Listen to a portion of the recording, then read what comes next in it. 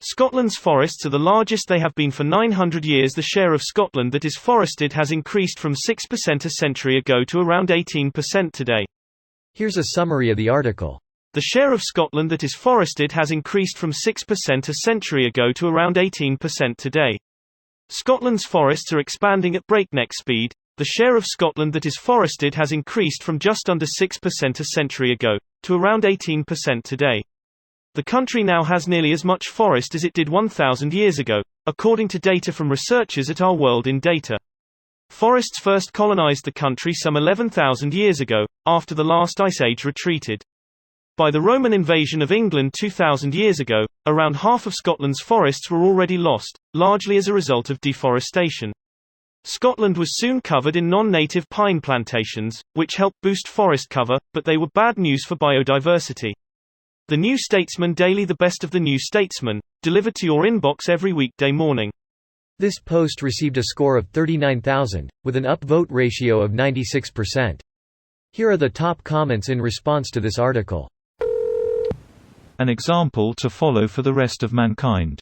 Well done, Scotland. Progress is progress, so it's great for Scotland and that number will go up. I'm now having trouble imaging just how lacking in forest Europe is though.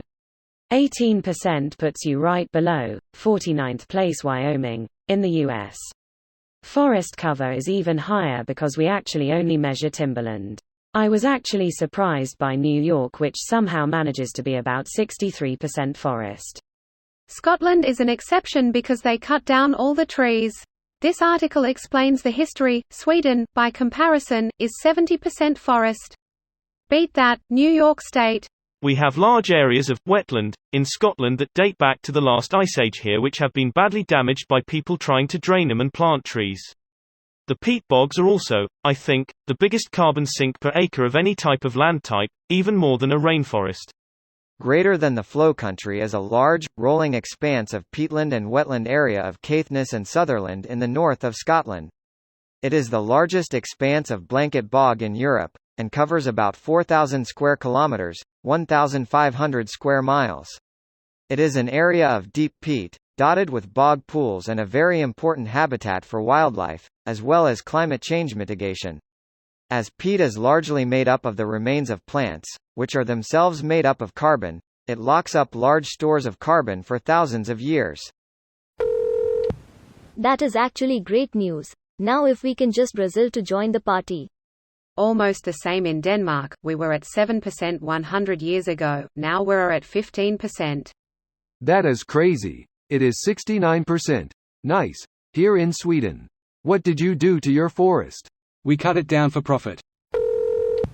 Is that penis-shaped group of trees up on the motorway north to Glasgow still there? Has it also got 18% bigger? It is, and it has. It's now sponsored by Pfizer. Your comment was so good, it gave me a hard-on. I've seen so many commercial forests in Scotland though. Yeah, it's big business. There are native forests being planted too, but it's probably 80% commercial. People look at those desolate, sweeping landscapes and instantly think they are the iconic, natural state of Scotland. But in truth, this is a land that has been raised off its natural forests for shipbuilding among other things. The natural state of Scotland is those dense forests with fjords and lakes, not unlike Norway. There's heavy efforts to reforest the country and I'm glad to see it's working. Too bad all the large mammals that used to call those forests home are no longer there. Wolves, lynx, brown bear, etc. It's like walking through a huge mansion that was refurbished and renovated but no one's home. This video was automatically created by Reddit to speech. The article and comments in this video were selected from Reddit according to their upvotes, and any paraphrasing was performed by smmry.com, without any human intervention.